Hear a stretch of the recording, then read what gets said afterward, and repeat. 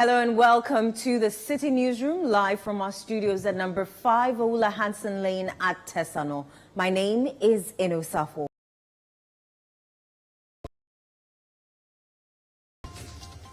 President Akufo-Addo officially writes to Al Jazeera media network demanding a retraction and apology for tarnishing his image over what he described as inaccurate and unfair reportage on Ghana's president in its Gold Mafia documentary.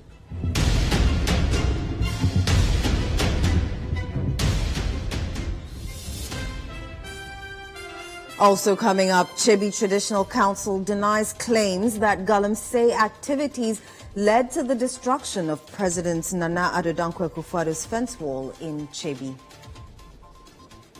We need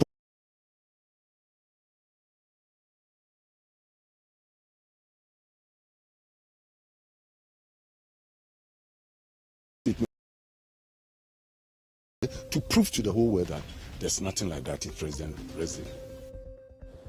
Members of Plantation Developers and Seedlings Contractors Association threatened to take legal action against the government if they are not paid arrears owed them for providing seedlings in 2021 and 2022 during the national tree planting exercise.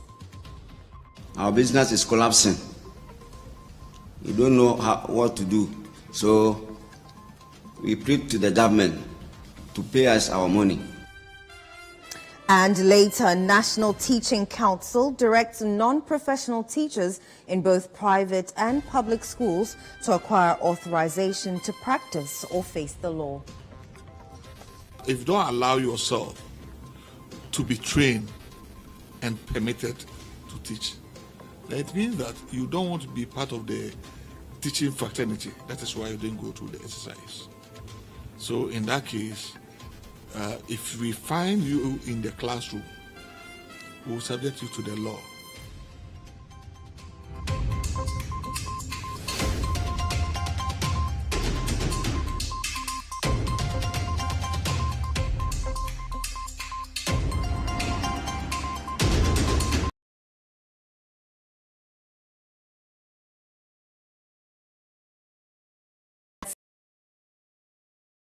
Nana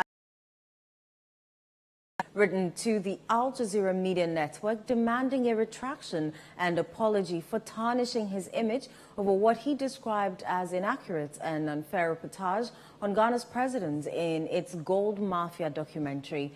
Nana Bidia Tuasante in the letter argued that parts of the documentary that indicted Akufo-Addo were malicious, defamatory, and a calculated attempt to tarnish the reputation of the president of Ghana. The presidency denied Akufo-Addo's involvement in any of the allegations that were made in the Gold Mafia documentary released a few weeks ago. Akufo-Addo, among other things, was accused of profiting from the establishment of offshore gold trading activities and being the lawyer of one of the key persons in the documentary, Alistair Matthias.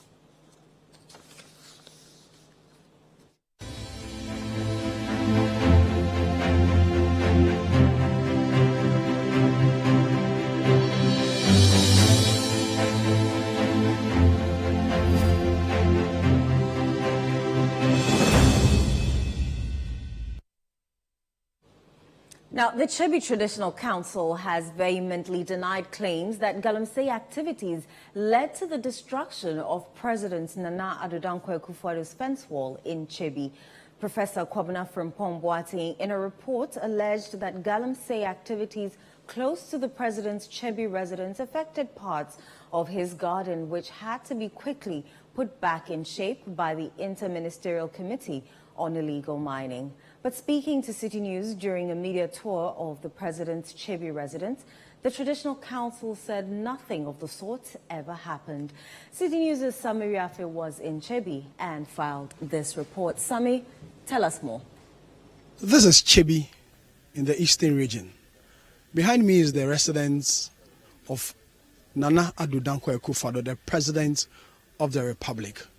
If you're familiar with the Professor Frimpong-Boateng report, which was released some couple of weeks ago, there were some claims in this particular report that Galamsey had taken place in the residence of the president or around the residence of the president. Now, this has generated a lot of debate with regards to government's whole fight against illegal mining or galamsey. Now, today we've come to Chibi to verify these claims by Professor Frimpong Boateng in this much talked about report. Professor Frimpong Boateng was the chairman of the defunct anti-galamsey interministerial committee on illegal mining that had the main focus of fighting galamsey. Now, he came out with this particular explosive report. So we've come out here in Chibi to verify some of the claims he made, especially as to whether galamsey ever took place in the president house or within the president house. That led to the collapse of the president's wall and even galamsey taking place in the president's garden. So we'll go into the house of the president, check these claims made by Professor Frimpong Boateng, and then verify from there. Whilst we do that, we'll get some residents within this particular area to speak to and find out from them if indeed such a thing ever happened in the official residence of the president. So this is the house of President Akufo-Addo in Chibi. It's quite a big compound. It's well fenced. The gardens are in here, summer huts and everything that has to do. So we just want to find out if indeed galamsey ever took place in this house or around this house or within the garden of President Akufo-Addo. So the shots you're seeing now is the garden of the president.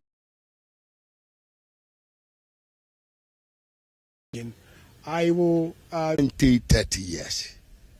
We just shape it. We don't do anything. Galamsey is not doing here. We don't understand this. So I don't know what Frimpong Boateng mean about doing galamsey in President House. But when you heard it, what was your reaction?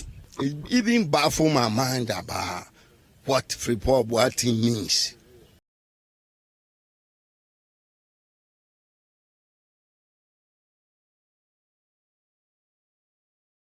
I don't know if Frimpong Boateng knows this house. If he knows this house, he couldn't have.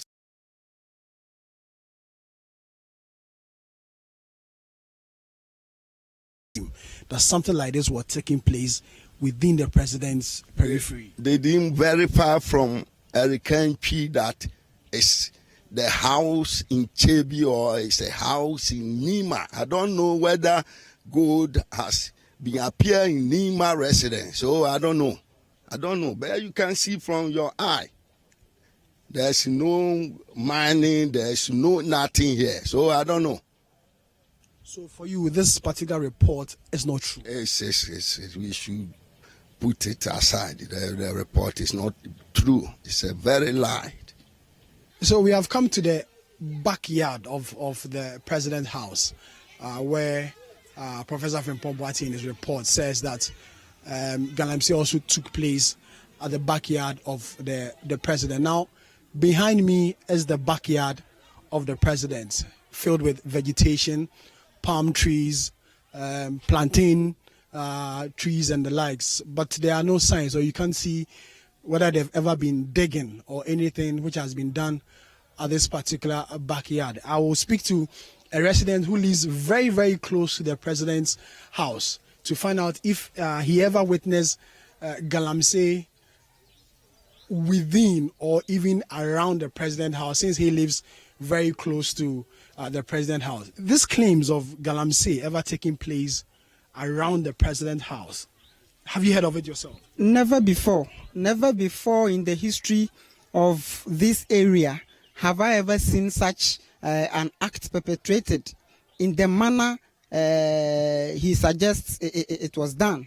I mean, I have never heard anything of that sort. I've never seen any excavator here.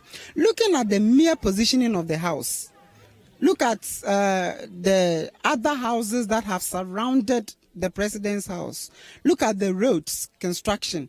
How possible is it for anybody to perpetrate that act? It has never taken place, as you can see by your cameras. So when you heard of this particular claim, what was your reaction? I was highly flabbergasted because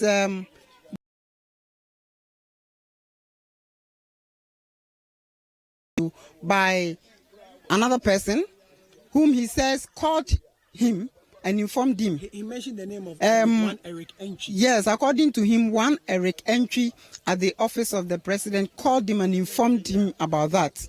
Now, if the professor had remained on that, if the professor had ended on that and had not gone on, we would probably have said maybe the professor should have followed up to see it. But he said he followed up. So is it the case that he doesn't actually know the president's house, or he just wants to peddle falsehood? So he followed up with a bulldozer to come and cover up and reclaim the land. So as you can see, stated in the reports. Okay, so as you can see, do you see any evidence of a bulldozer having done that some time ago? As you can see, there is nothing of that sort that has taken place here. So we are astonished by that part, especially of the report, because we stay in this area and we know that what the professor is talking about is nothing but palpable falsehood. Because the president said we have to watch that some people have been doing all these things around this, our forests, everything. Do you understand? Yes. So we used to be watching all these things. So the back of his house, and people are saying that, or his own house, that people are digging there for a gold. It doesn't.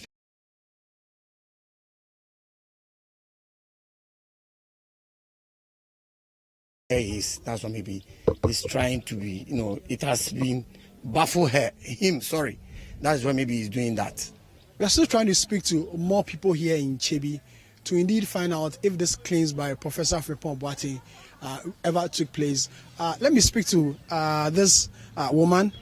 She sells fried yam, I guess, and fish and kinky, very close to the president's house. We will speak to her and find out if indeed this thing has ever happened here. Mami, me pacho eti saying. Then I'll tell her. Pacho me ton dokun. Dokun ni de. Inchinam. Infia hina o start the tower. Oh, wache mfingo chukure chum. Oh, okay. Me did say when I say what is Simbia, I say, or man penny fee, a galamsey or ho, any near my name. You're sure what is science? Very close to my penny fee. What would we say, sir? Mati by Nimusa, a Nimuse, ye 2 galamsey wo, Nanado, a feature. Me chehe na mitonwa de bibi ntesa inimu sa e atro no wudi nduti bibi sa no se na ye o me kra ha me sa me ameti echa me hu bibi na hwan na se yetu anwa be na yetu amana be na yetu wa bibi eni hasa bibi eno hasa mo kika sa na me de na ofele sa de ntam mo kika sa oh anwo ke kan de gu papa na animu ase keke anwo de gu papa na animu ase bibi ni hosa bibia ntisa wondi group na nanimu ase ntisa ni nyina ya atro was me to enduane wa hache bibia ni ho. You've heard of this report that Galamsey is or was or ever took place within this periphery of the president's house. Yeah. How true is this? It's never true. This house has been there for so long. Even when you look at the palm trees over there, they are more than 60 years. None of the trees is down. There are other trees over there. They are also grown. The house is full of park and flowers. Not even cassava stick can you get in that house. They have never in life. Even look at the gate. How can excavator enter this gate and act and do something there? It can never happen, my dear. All allegations against this is untrue. So the traditional council in Chibi here are very, very uncomfortable with this particular development with regards to the impression created in the Professor Frimpong Boateng's report. So they also decided to go around with the journalists who've come to Chibi to verify this particular information with us. So we've been speaking to the Chibi Hene Osaberima Manfu Kwabnane, who also expressed very, very uncomfortable and very disappointed in this particular claims made in the statement by Professor Kwabena Frimpong Boateng. we are very uncomfortable. Very uncomfortable, especially the Chibi and then the tradition. We are very uncomfortable. It's unprecedented. It's very, very bad that a man who has struggled for almost 45 years to build his name, and now, as he's about to leave the presidency, they are trying to destroy him. It's very, very bad. It's very, very bad. We need Professor Frimpong himself to come and direct you people, all the journalists, that this is the place Akufo-Addo was doing Galamsey. Then he proved to us. Then he crossed our statement that all we are saying is wrong. So we wish that that man will come here and make a fair statement to the whole world. But we are here to prove to the whole world that there's nothing like that in President residence. We've been around the president's residence, and behind me is the wall of President Akufo-Addo, his house here in Chibi. We've also spoken to residents within the president's house and people who live outside the home of the president. And they have vehemently denied claims in the Professor Kwabena Frimpong-Boateng's report that Galamsey ever took place within the periphery of the president's home here in Chibi. For Citi News, my name is Sami Wiafe, reporting from Chibi in the Eastern region. The minority group in Parliament is calling on Parliament to set up a bipartisan investigative ad hoc committee to look into Professor Frimpong-Boateng's interministerial committee report on illegal mining in the country. The group says the involvement of some key persons who are linked to the government in the report is making it difficult for the president to act on the report, which was presented to him in 2021. The ranking member of the Committee on Mines and Energy, Dr. Rashid Hassan Pelpo, speaking on behalf of the minority group, said the indictment of some government officials in the report is an indication that the current administration is unwilling to deal with the pervasive challenges facing the mining sector in the country. There's more in the... You're still watching the Citi Newsroom on Citi TV. Still to come.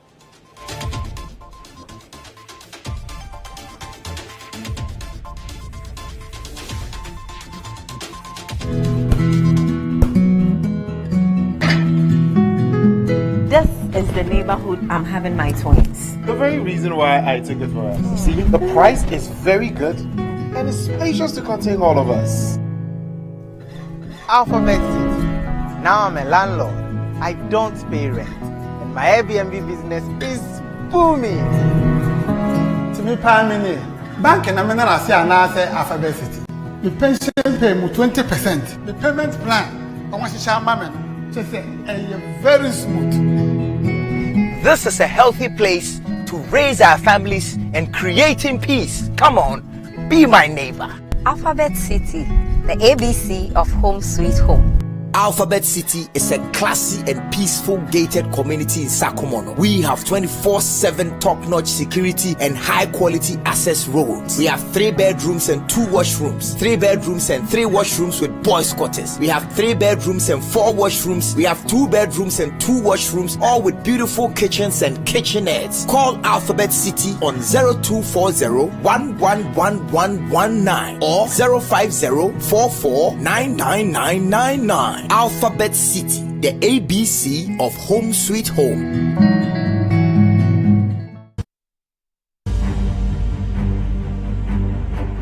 It is important for husbands to support their wives who test positive for HIV when they are pregnant. The assistance I got from my husband encouraged me to follow all the guidelines given by the nurses and doctors. I gave birth to an HIV-negative child. I'm therefore appealing to all men to test for HIV and encourage their wives to do same. All pregnant women should test for HIV and follow instructions given by their healthcare providers. This will help them to have HIV-free babies. Men and women, let's work together to have an HIV-free generation.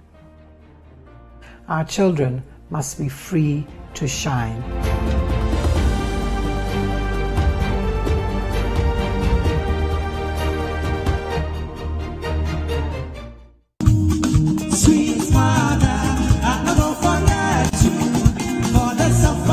Sweet Sweet mothers, how could we ever forget you? This year, on Mother's Day, we plan to do quite the festive opposite. What better way to show out for our beloved matriarchs than an entire evening dedicated to celebrating the phenomenon that is motherhood. Mama's boys and mama's girls, for all their love and sacrifices, here comes the ultimate Mother's Day gift. Picture this: a flavorous Ghanaian spread with countless mouth-watering treats, just like Mama's cooking. A glitzy dance floor serenaded by Mama's favorite tunes, just for Mama to boogie. And a stunningly intricate portrait of Mama, just to remind Mama how truly beautiful she is. Join us on Sunday, the 14th of May 2023 at 4 p.m. for an enchanting evening of appreciation and enjoyment for our feminine support systems. The venue is at the Citi Gardens, number 5 Ola Hansen Lane, Tesano,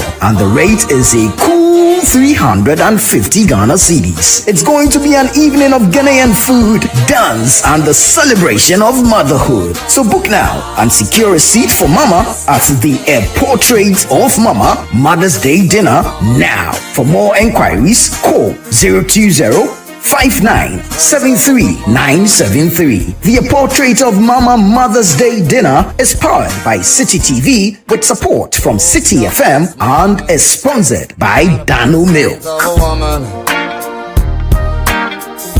Youth fades, love droops, the leaves of friendship fall. A mother's secret hope outlives them all. We love our mothers all year round, but on Mother's Day, we put Mama on a love pedestal and shower her with the affection that she so easily gives to us. This Mother's Day, Citi FM and Citi TV are creating the platform for you to celebrate your mother in a grand gesture with the A Portrait for Mama Promotion 2023. Here's how to participate. In 100 words or less, celebrate Mama for making the most important intervention that changed the course of your life. Your entry should begin with the phrase, "But for Mama." Don't forget to submit your name, Mama's name, and your contact information. Send your entry via WhatsApp on 054-998-6996 and 020-444-7033. You know how amazing your mother has been through the different seasons of your life, and we are here to help you tell it to the world. So send in that captivating story about Mama and stand a chance of winning a spot for her at the A Portrait of Mama dinner event and other thoughtful prizes. Deadline for the submission of entries is 30th April 2023. For more information, please call 020-597-3973. A Portrait of Mama promotion is powered by Citi TV with support from 97.3 Citi FM. Terms and conditions apply. Mother, fighter and a lover.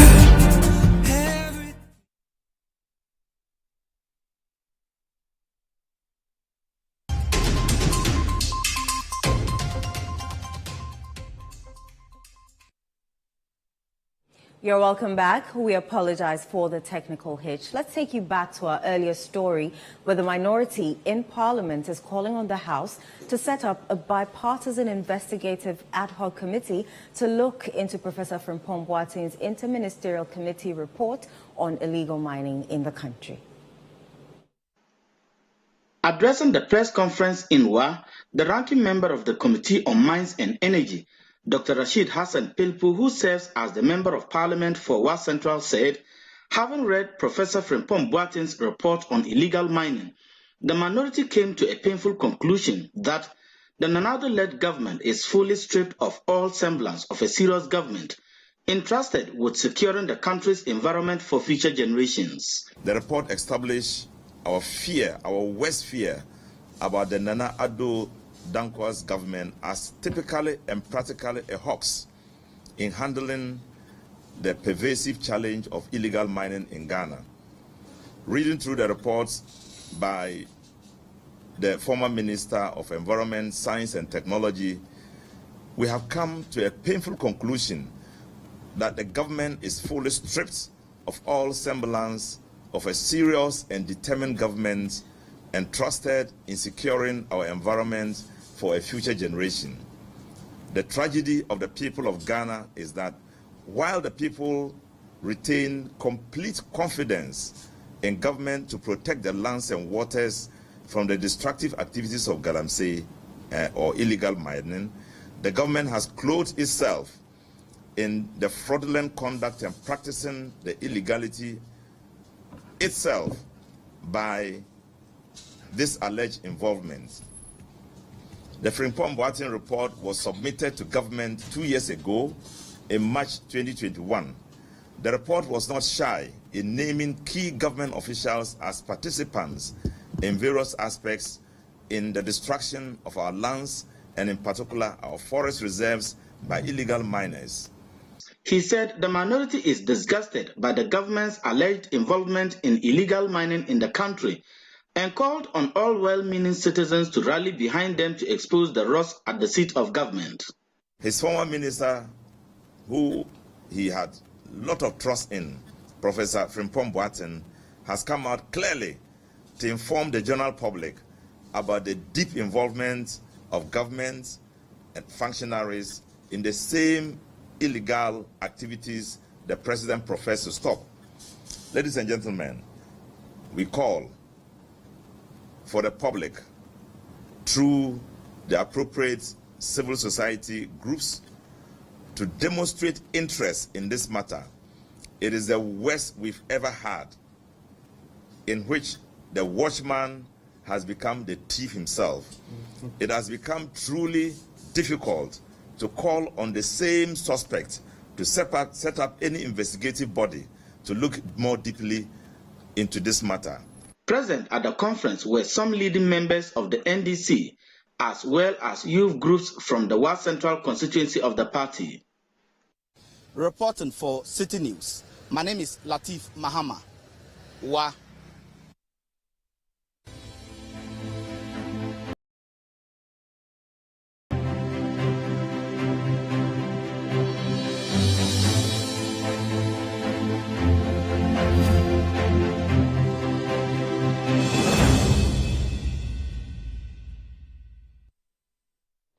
The High Court in Accra has ordered for a retrial of Gregory Afoko, who has been on trial for 8 years over the death of late Upper East Regional NPP Chairman Alhaji Adams Mahama, while the second accused person, Asaki Alangde, has been sentenced to death by hanging.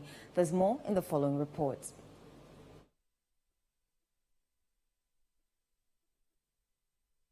This follows the decision of the jury in the case to return a not guilty verdict of 4-3 in both the murder and conspiracy to commit murder charges against Gregory Afoko.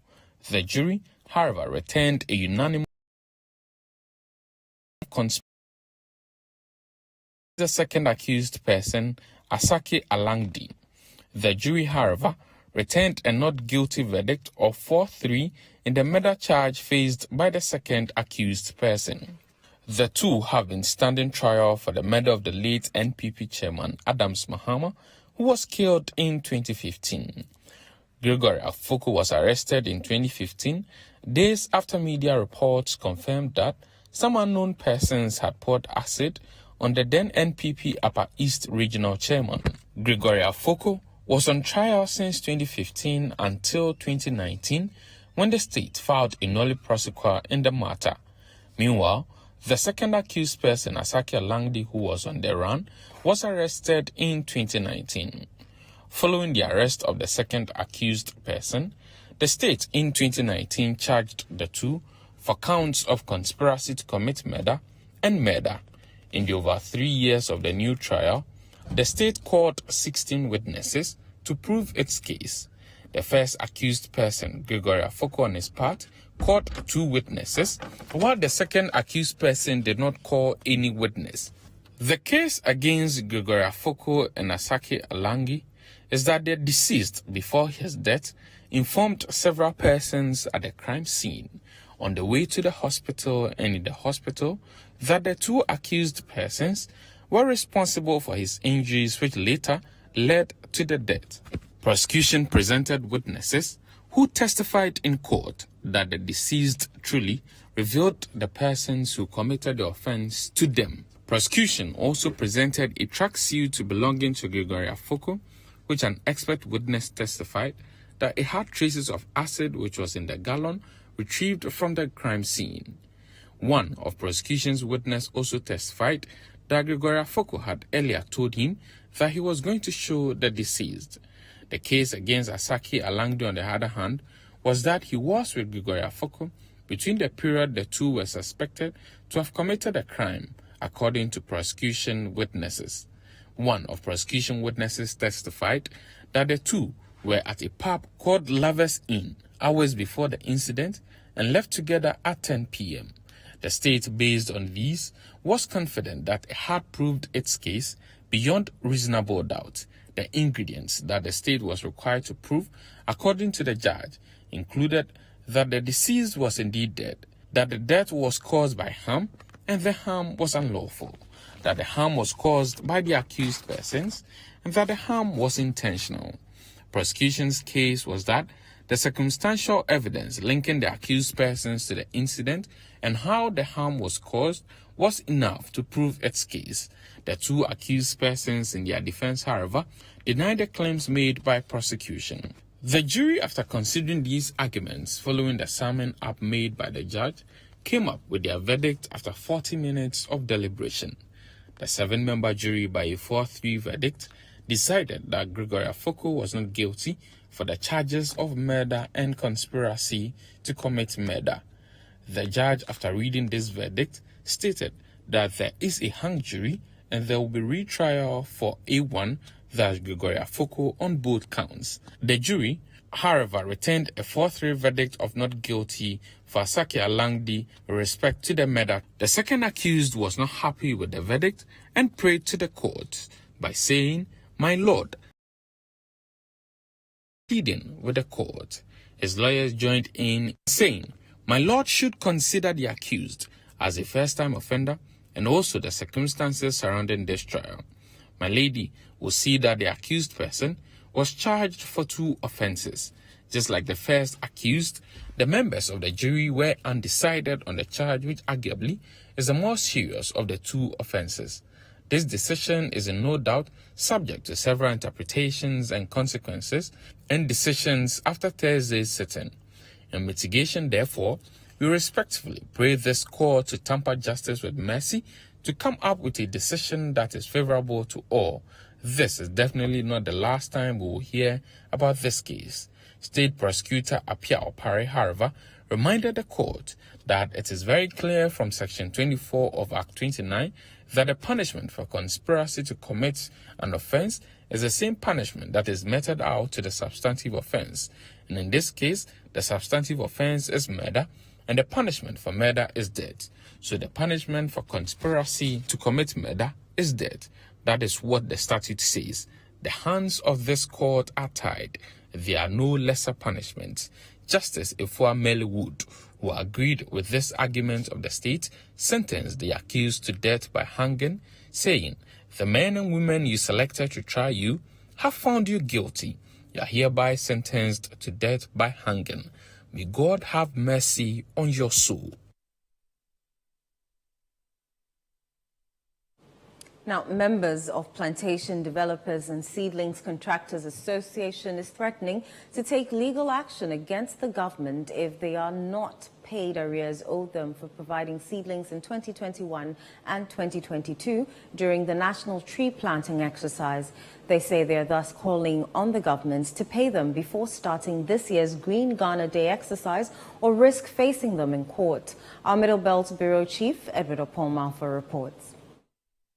In recent times, seedling contractors have intensified calls for government to pay them for providing seedling during the 2021-2022 planting season.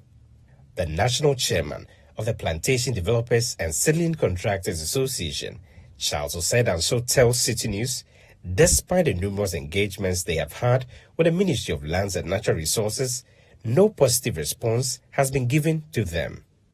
My main concern is that when the minister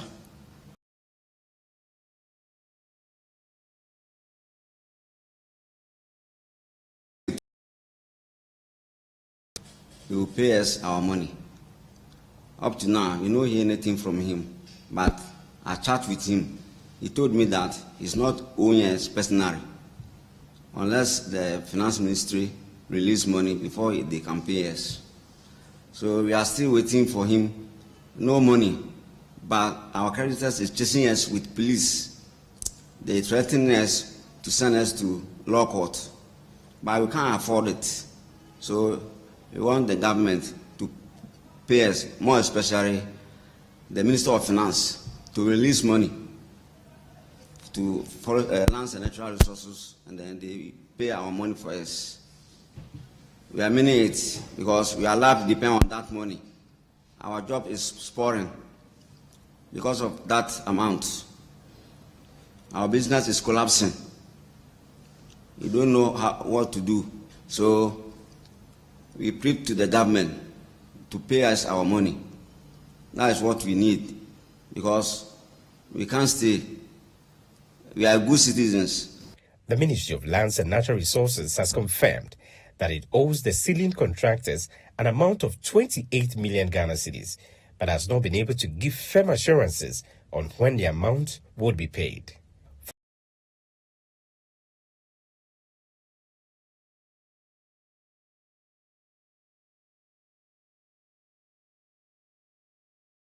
Chantal Region Plantation Developers and Seedling Contractors Association, Gloria Mponsa, disclosed that they are considering taking legal action if they are not paid before this year's exercise begins.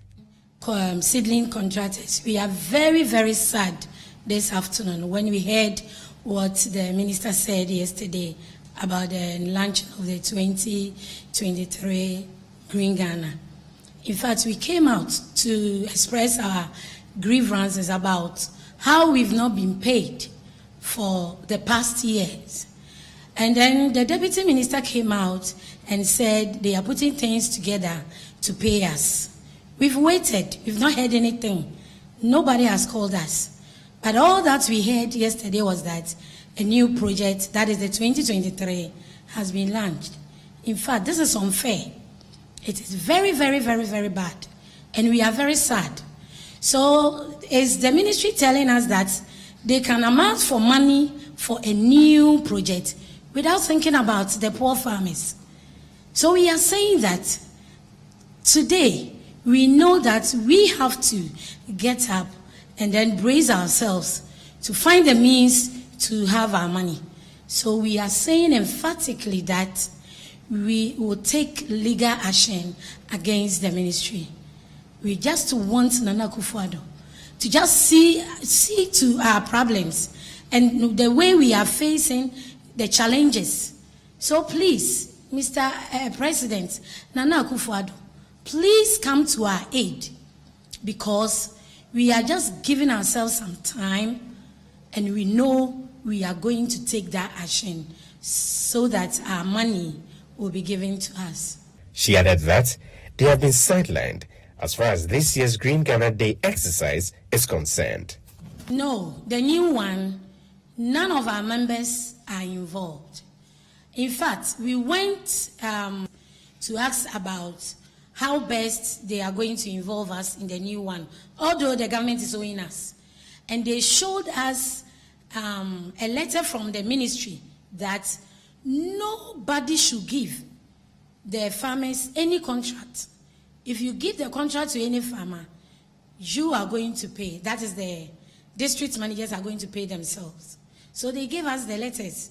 That shows that we shouldn't be giving the contract. And none of us have been giving the contract.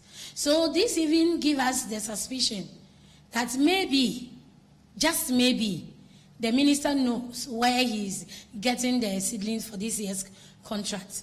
For Citi News, I'm Edward Upon Marfo.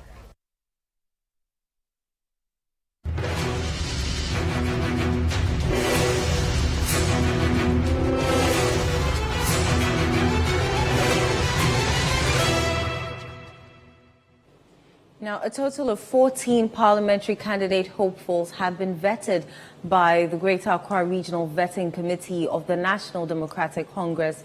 The parliamentary candidate hopefuls are from the Ayawasa Central and Amasaman constituencies. This comes on the back of the NDC's decision to put 27 constituencies on hold when the party began a series of exercises ahead of the primaries to be held on May 13. Citi News' Philip Nilate has more in the following report. The NDC Greater Accra Regional Branch of the Vetting Committee on Thursday, 27th April 2023, resumed the vetting exercise. This follows the green light that has been given by the Functional Executive Committee for the Vetting Committee to vet the aspirants or parliamentary hopefuls from the constituencies that were put on hold. The aspirants or the parliamentary candidate hopefuls are from two constituencies, that is the Ayawasa Central and the Amasaman constituencies. Here are some of the parliamentary candidate hopefuls from the Amasaman constituency speaking to Citi News. When I was a chairman, I won the seat. I won the seat and left a safe seat. But unfortunately, the seat was taken away because of inexperience, because of a lot of problems. So I think that is what really went through my decision to come back. A lot went into the decision. And if you look at those coming for the PCship, none of them is experienced. And we are at a point that we need a lot of experience, where experience comes to play a lot. After elections, we had some research work done. And then based on that, it gave me the courage that this time around, we can make it bigger, we can make it better. That is how I'm back. Most of the things that caused our defeat in 2020, the delegates are aware. I speak to them, I interact with them. They actually asked me to come the second time. They know what we have done together as a constituency. Since I lost elections, I've been in touch with them. We work together, and we are working together to get the seat back. Among the 9, we have 297 branches. I know all 297 branches because I myself was involved in the creation of the 166 new branches. I myself was involved. I went through the constituency to make sure that the branch creations were perfect. You can ask all my branch executives, and they will tell you. I'm always with them whenever they call me. During the 2020 election, when there's a problem and they give me a call, I move straight to the electoral police station and make sure things are changed in favor of the NDC party. So as for me, I stand tall because I have worked more than any of the other 8 members. When it comes to work, I have also invested more. Parliamentary candidate from the Ayawasa Central constituency, which is ordinarily known as the safe seat of the New Patriotic Party, are hopeful that they will snatch the seat from the governing New Patriotic Party. According to some of them, the delegates must give them the nod come May 13 to ensure that the NDC wins the Ayawasa Central constituency. The reason why I'm moving from Obom Domiabra to come and help Ayawasa Central is because we have a hung parliament. We have a hung parliament. You know, if we go to parliament now, we have 20 women on the majority side, 20 women on the minority side, and 117 on the majority for the men, and 117 for the men on the minority side. We cannot come back to power with a hung parliament. So everybody is protecting his seat. But you need one person who will sacrifice himself for a party. I decided that Obom Domiabra has been NDC's safe seat ever since that constituency was carved. So I can leave that constituency and come and support Ayawasa Central, since we know that that constituency is winnable. So my reason for moving is that I want to add 1 seat to the minority seat in Parliament. The Greater Accra Regional General Secretary of the NDC and also a member of the Vetting Committee, Theophilus Tetechai, says 2 more constituencies are left to be vetted, and that is the parliamentary candidate hopefuls within these constituencies, which are the Odododio constituency and also Ayawasa West Wogon constituency. What we are doing today, that is Amasaman and then Ayawasa Central, will make it 32. So we have 2 more outstanding. that is Ododo Diodio, and then Ayawaso West Wogo. These are the constituencies that will be outstanding. Reporting from the office of the Greater Accra Regional Branch of the National Democratic Congress here at South La, my name is Philip Ni Latte.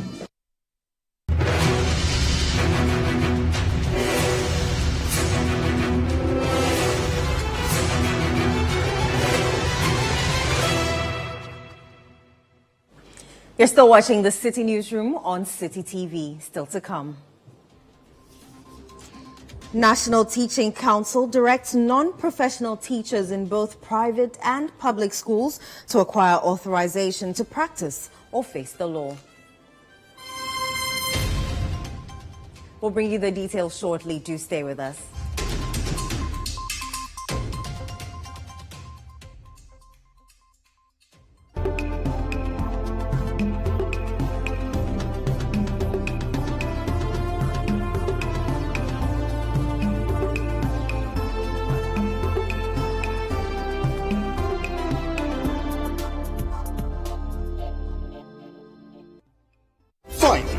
Anyone can become a household. Oh, wow. Yeah. You Go Flip, a real estate gaming platform that allows you to play and stand a chance of winning a house or cash or consolidated prizes, such as savings towards a house. Simple and easy to play. Visit www.yougoflip.com. Buy a ticket to enter the game. Wait for the end of the game to enjoy the win. Anyone can win. Flip it or own it. You Go Flip. This advertisement has been vetted and approved by the Gaming Commission of Ghana. Play responsibly, not for persons below 18 years, and gaming can be addictive.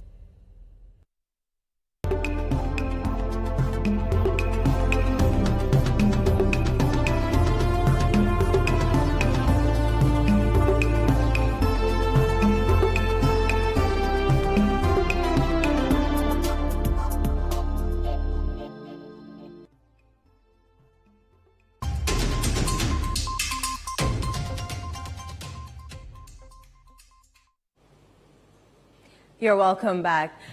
Now, Member of Parliament for Medina constituency Francis Xavier Susu has slammed the government on what he describes as a failed effort in the fight against illegal mining.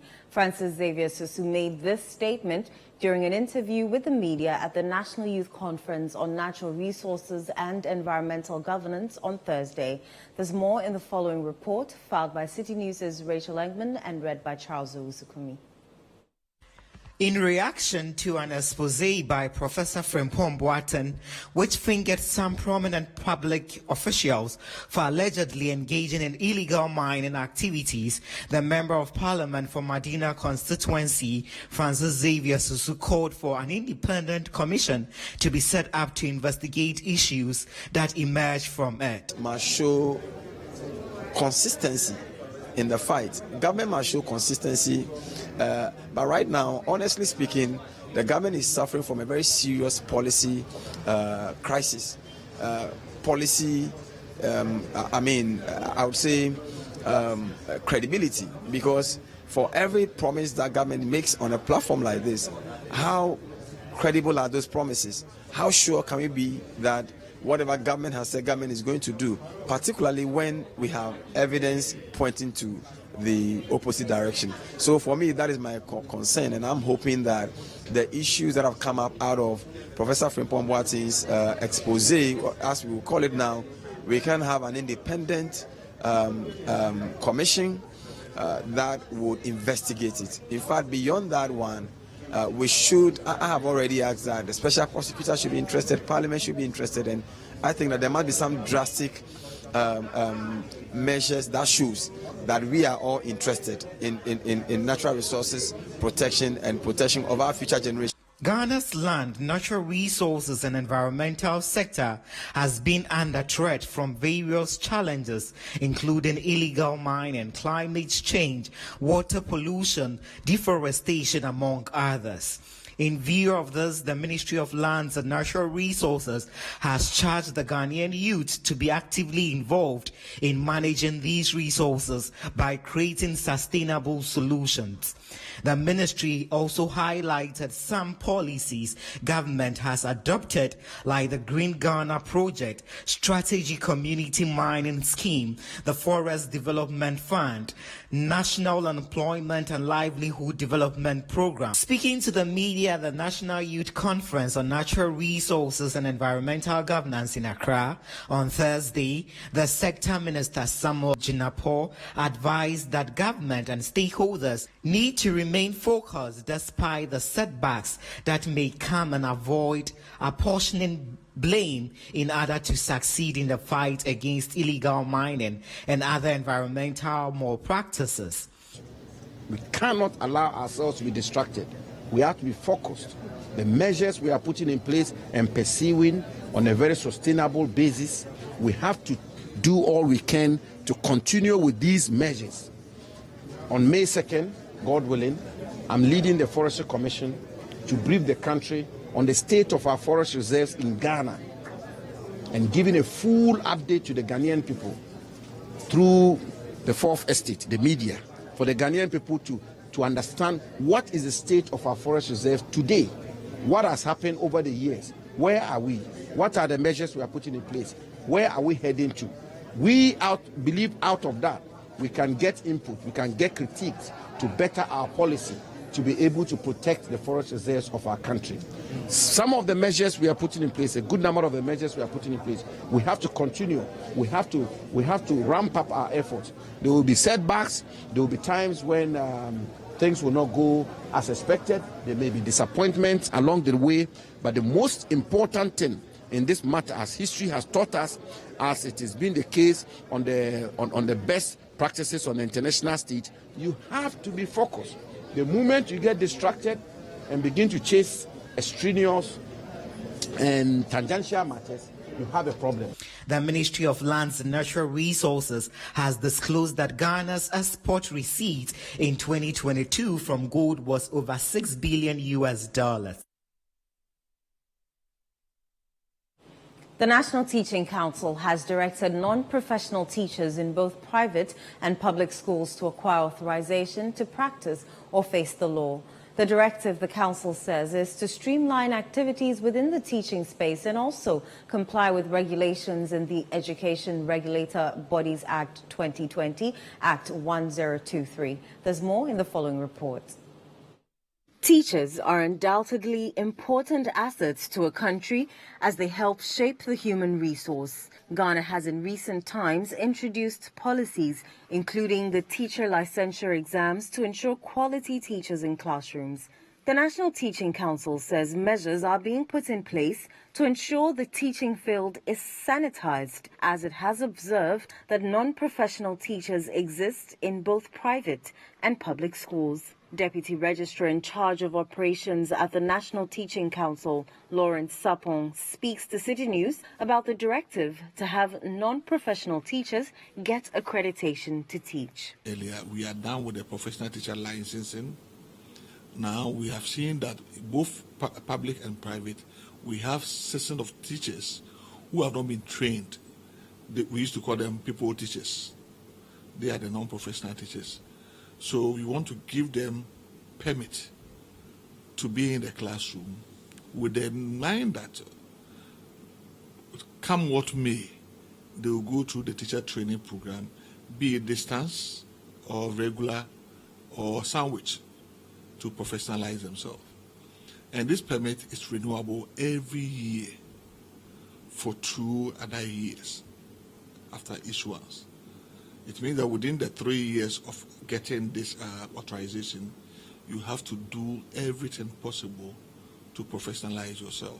The National Teaching Council has consequently directed all schools to register their non-professional teachers and participate in a training program that will lead to an authorization certificate to be issued to participants. It says persons who fail to participate will be made to face the law together with their proprietors. If you don't allow yourself to be trained and permitted to teach, then it means that you don't want to be part of the teaching fraternity. That is why you didn't go through the exercise. So in that case, if we find you in the classroom, we will subject you to the law. Yeah, but that is not to scare people. That is the law. The law says that it's illegal to practice without authorization by the council. And it is equally offense for a person to engage the services of an unlicensed or somebody who has not been permitted by the council to teach. So both the proprietor or the head of the school and then the one purporting to be a teacher who has not been licensed by the council commit an offense. And the penalties thereof are expressed in the law, which the person will have to face. Meanwhile, a former human resource manager for the Ghana National Council of Private Schools, Prince Kweku Nsi, has raised concerns over the 250 Ghana cedis cost per teacher participating in the training program. He believes the cost should have been reduced, especially for private school teachers. For the private schools, we have a lot of them. So if maybe 150 cedis per head would have been okay for them. Because as I mentioned, somebody takes 200 cedis a month, and the person is supposed to borrow 50 cedis in addition for 1 month's pay to go and register for this. And the deadline is 31st May. You understand?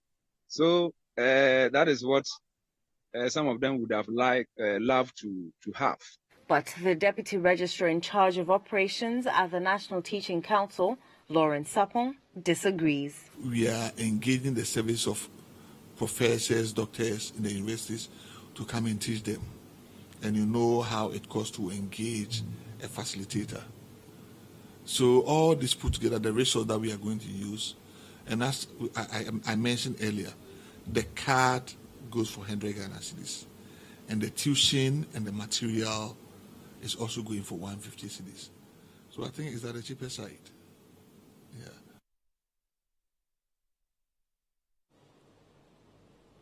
That's it for today's edition of the Citi Newsroom on Citi TV. Do remember that our website, citinewsroom.com, has information on our top stories and more.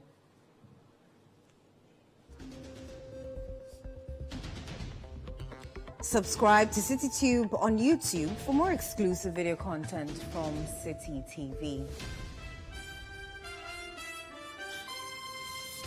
My name is Inu Safo. Many thanks for watching.